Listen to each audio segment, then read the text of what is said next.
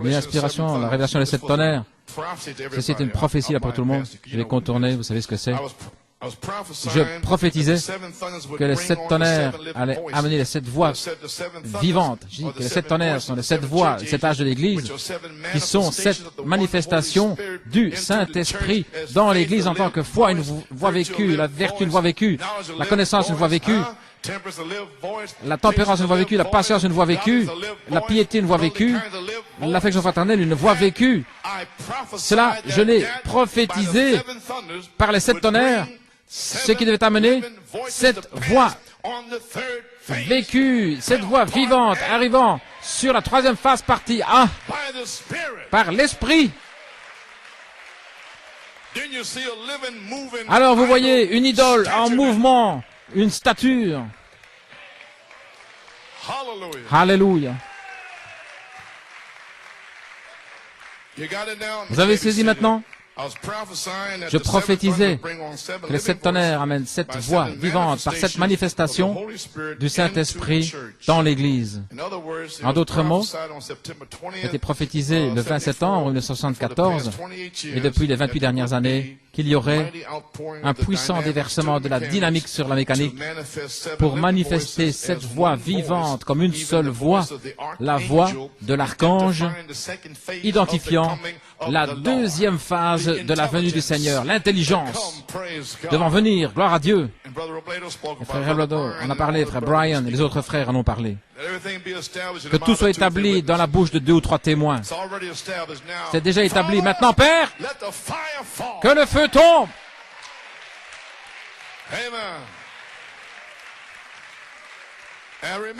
Souvenez-vous, qui fait les 3? Jésus fait les 3. 1 Thessaloniciens 4,16, le Seigneur est descendu avec un cri, la voix et la trompette, et Jésus fait les 3 choses. Mon Dieu! Et tout a été expliqué là pour vous. Maintenant j'ai terminé. Amen. Maintenant nous savons que le 3e poule de Malachie 4 a été amené par 7 anges. Et Saint Marc 16, Frère Bledon en a parlé, des anges sont sortis dans l'âge apostolique avec les apôtres pour écrire le livre des Actes. Est-ce correct? Ce fait nous fait savoir que les anges vont accompagner notre 3e phrase également pour un nouveau livre des Actes. Regardez, vous revenez au livre des Actes, vous devez avoir des anges.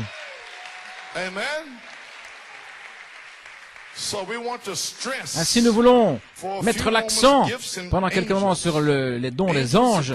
Les anges qui viennent pour nous prêcher la parole, nous apporter la parole et pour guérir. Un ange qui va visiter les rétrogrades de notre famille pendant cette 3e phase.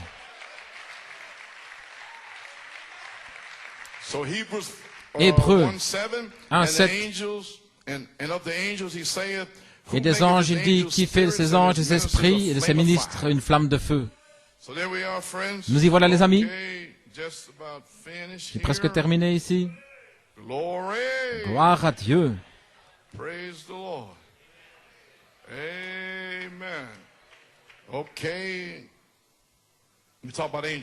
Nous parlons des anges maintenant. Regardons l'heure. Dans l'expectative Cleveland 1950, le Saint-Esprit a besoin d'une église. C'est vrai. Mais il y a des esprits administrateurs envoyés de Dieu, des dons spéciaux, les amis. Nous savons tous cela. Jean-Baptiste, c'est un chrétien, un homme de la sainteté. Croyez-vous pas cela? Un homme du Saint-Esprit était né depuis le sein de sa mère, rempli du Saint-Esprit. Un ange est descendu, avait annoncé sa naissance. Gabriel. Devant Zacharie, Gabriel est venu. Lorsque Gabriel vient, c'est quelque chose de majeur. Il annonce la 2e venue. Sur la trompette de Dieu et les morts en Christ ressusciteront premièrement. Vous savez, j'étais assis là il y a environ 2 semaines. J'étais tellement épuisé, fatigué. Je dis, comment est-ce que je vais pouvoir aller en Pennsylvanie? J'ai dit, Seigneur, je ne sais pas si je vais pouvoir y arriver. Je suis revenu là le 15 décembre. Et tout à coup, j'étais assis là à la table de la cuisine et une voix a tonné à l'intérieur. Qui a envoyé l'ange avec ton nom à ta mère? Frère, c'en était fini de moi. J'ai envoyé un ange, comme dans la Bible, Jean-Baptiste.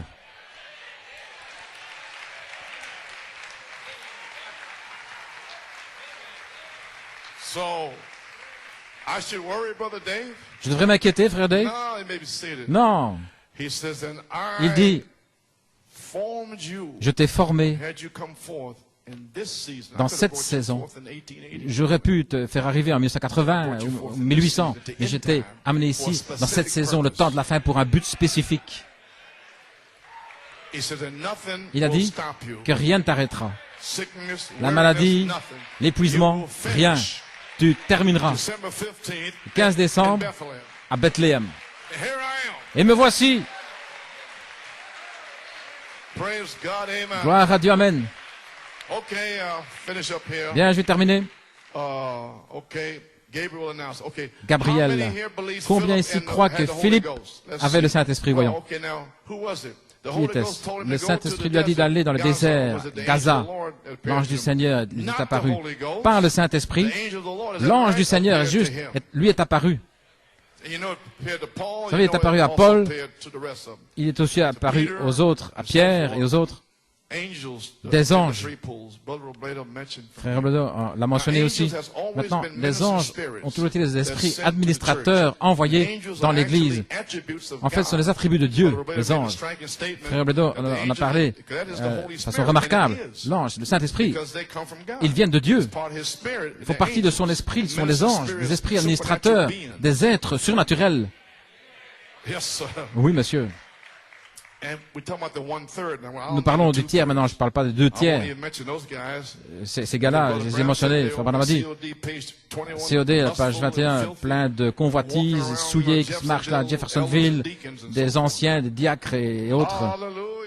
Alléluia, si, je me tiens éloigné de là, tous ces esprits qui font marche arrière.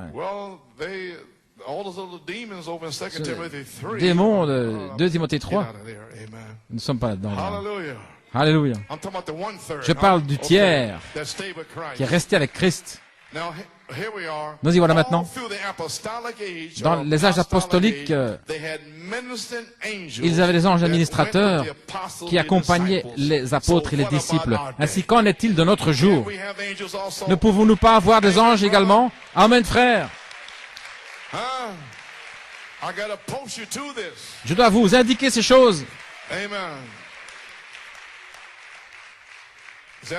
N'est-ce pas juste?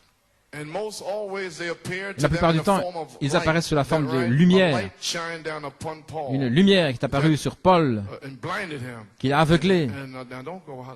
Maintenant, ne sortez pas en regardant, en essayant de trouver des lumières. Et frère Coleman, il me réveillait en pleine nuit. Frère Coleman, j'ai vu une lumière. T'as vu quoi? Et me réveiller. Et alors que j'ai 3 ou 4 heures de sommeil, s'il vous plaît, ne faites pas ça. Parce que je suis sûr que plusieurs vont voir des lumières. Frère Steph dit amen à ça. Bien. Une lumière. Pierre était en prison. Et une lumière est apparue. Et il lui a parlé, il a fait référence à beaucoup des Écritures. Une lumière. La colonne de feu qui suivait les enfants d'Israël. Frère Branham prie ici. Ayez bon courage, Chicago. Je prie que tu envoies le Saint-Esprit, les anges immortels des sphères de la gloire, et qu'ils puissent prendre leur position ce soir. Dans chaque allée ici, il y a des anges qui se tiennent. Ne sentez-vous pas sa présence? C'est l'ange. C'est l'ange que vous sentez, qui se tient là près de vous. Ne voyez-vous pas des gens se lever les mains en disant gloire à Dieu, c'était un ange qui leur apportait un message. Ok. J'espère que vous le croyez. Peuvent-ils prendre leur position ce soir dans chaque allée, dans ce bâtiment? Oui, voilà. Dans chaque allée, dans chaque rangée, au balcon, là au-dessus,